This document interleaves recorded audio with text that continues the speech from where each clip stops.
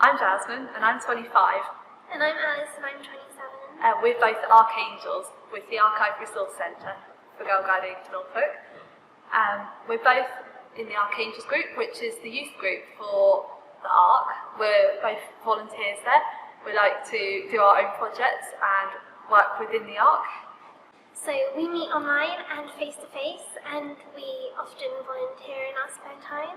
Often we will be all together once a month, but occasionally we'll also have perhaps weekends or weeks during the holidays when we'll get together at the ARC and do a special project, like perhaps we'll be putting a book together or perhaps we'll be boxing things up for the archive.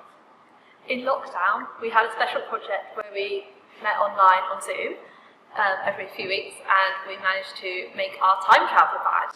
Now, you've probably heard of the time travel badge. It is a wonderful glittery badge, and it's got an amazing syllabus, all of which was made by our young volunteers.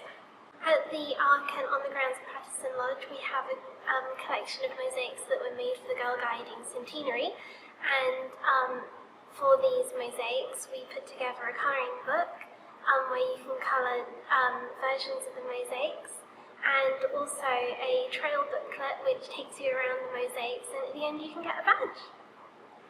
Last year I also managed to get involved with some training through the ARC, which meant that I helped to plan the Heritage Open Day event where we did a lot of outdoor cooking, and the Archangels were really vital in helping prepare for this weekend, because we did a residential where we then tested out all of these different cooking techniques outside, and you feel that you really make a strong bond with the other volunteers when you're working so closely together. So it was really great for me for making new friends. I've met Alice, and she has also come and helped volunteer at my Rainbow and Ranger group since then, so that was a bonus for me. Yeah, it's been really fun, and it was especially nice over lockdown because university could get quite isolating because classes weren't in person, you couldn't go out and socialise with people, so having the Archangels group and everyone else at the ARC to meet up with over Zoom and carry out little projects together and get to know each other was really, really nice. So it was so nice to be able to build friendships somewhere, even though it was difficult in other places because of the difficulty of the pandemic. I also found it was a really unique opportunity because it's got such exclusive skills, and you can really apply these skills that you already have and learn new skills. So we did some digitisation of some books, so we took the Sandringham logbook, we worked out how to fully take pictures of each page and to a professional standard so that we can use these for our archive for use for the whole of people who are interested in girl guiding can have a look at these, and it's a really great way to record all these different things. Yeah, and we also learned things such as how to properly care for items that had been donated to the ARC in order to preserve them for the future for everyone. So things like collecting the donated items, listing everything, and then putting them in the appropriate places, boxing them up and wrapping them up in tissue paper, freezing items to preserve them because it kills mold and bugs, and organising different books, and as Jasmine said, we have many logbooks as well, different items of memorabilia like souvenirs and things from events. It's a huge variety that we go through, so you'll never have a day that's exactly the same. Everything is always different. Even if you're doing the same type of thing, you'll see new items, you'll learn something new, or you'll meet someone new as well. I came into the ARC on an archive weekend as part of my Queen's Guide Award. I was already in guiding, I'm a Rainbow and Ranger leader, but I found this a really unique experience, and it was, I just haven't left since. I'm now also part of the steering group for the ARC as the youth representative. And Alice, you weren't in guiding before, how did you discover us? So I was a brownie many, many years ago, but I didn't continue through guiding like Jasmine did. I did my master's degree at the UEA, and during that the ARC was at the careers fair, which was online. So I went to the careers fair and saw what the ARC does, and I was really interested in everything they do, so I joined. and I started off virtually, and then last summer 2021, I started going in person, and I've continued being in person with them, and I also travel to the US quite often, so even from the US, I can still attend meetings, I can still help out with the arts projects just virtually. It's really wonderful. So at the moment, I'm currently doing all the social media posts on Facebook, Instagram, and Twitter for the art. And the best thing about that is I can do it from anywhere in the world. So when I'm here, I can take lots of photos and get lots of content. And when I'm not necessarily here, people at the ARC, the other volunteers, can send things to me and I can put them all together and make a post from somewhere else. Of course, there's the time zone to keep in mind, but it's not a problem. I can schedule things, I can do everything without even being here. It's great. So Jasmine, what project are you working on at the moment? So recently we've started working on a royal book for the Queen's Platinum Jubilee, which is very exciting. I've got to look through a lot of sources that we have at the Ark and really explore our collection and find out things about the Queen that I just never knew. We've been constructing this as a booklet, which is a really great chance to look at your creative skills and really expand on that.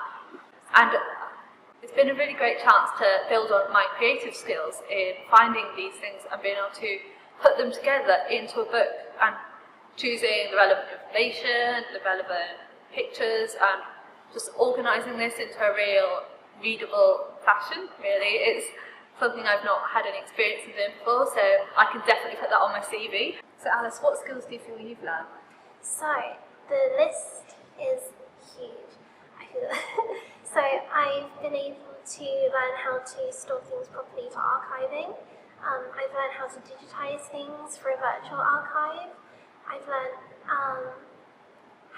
I've improved on my spreadsheets because one of the virtual things that we are able to do at the moment is scanning in box lists of contents and then entering them on a spreadsheet virtually, so you don't even need to be at the archive to do it, and then you send them off, and whoever's at the archive can then take the list and then put the spreadsheet into modes, and it takes all the information off, which is great. I've improved a lot of social media things, like skills, sort of, the communication skills, the creativity of having to put like a post or a poster together, like a lot of kind of graphic designy kind of things, which has been really fun.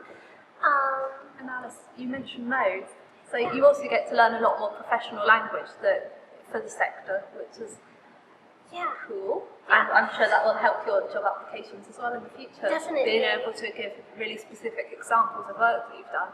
Yeah. So there's things like Moz, which is a system where everything that's in the archive is visible, so it's like a catalogue. And you can put in pictures, you can put in descriptions, who the item once belonged to, or what type of person would use certain items. Really interesting stuff. And as someone within guiding, I find it really interesting being able to look at the items like the badges, and I recognise things, and it really brings back those memories. But showing off our collection in outreach as well has been really amazing. So we've done time travelling sessions on Zoom for younger girls, and they've been able to have a look into the past as well and talk to their parents and their grandparents, and we've had one of my rainbows had their granny's camp blanket, which was more like a camp cape, and it was amazing. She managed to talk to her gran, and we found out so much information. I think that's one of the really wonderful things about what we do at the ARC is how we're able to reach so many people and sort of like form bonds and friendships over our mutual love of things in guiding, women's social history, and just history in general. And I think it's really lovely that we've been able to meet all sorts of people, and so many different people have been able to get involved regardless of where they are or what they're doing, because you can volunteer a little bit of time, you can volunteer a lot of time, you can volunteer virtually, at the Arc itself is so flexible. And also, you don't need to have a background in history.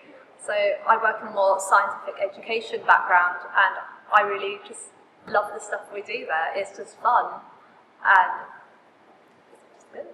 Yeah, and my background is languages and communications, so that's been helpful on the social media side, but so much other stuff has been completely new to me, but it's been so fun to just pick up and learn all sorts of new things. So if we had some words of advice for anyone thinking to volunteer, I would say just go for it. Just go and volunteer, and they will find you something which really piques your interest, and you will learn so many new skills, and you will wonder how you ever got through your week without doing it before. Yeah, and I think even if maybe you're slightly perhaps nervous about being around new people or trying new things, everyone is so supportive and so kind. It's really easy to just maybe try something new, and maybe if it's not your sort of thing, that's fine. You can try something else because there's so much variety and so many things to do. You can find something that you just slot into perfectly, or you could just jump around different things and do different things all the time if you're someone who perhaps enjoys more variety in what they do. There's opportunities at the Arc for everyone. Thank you for watching, and we hope to see you at the Arc soon.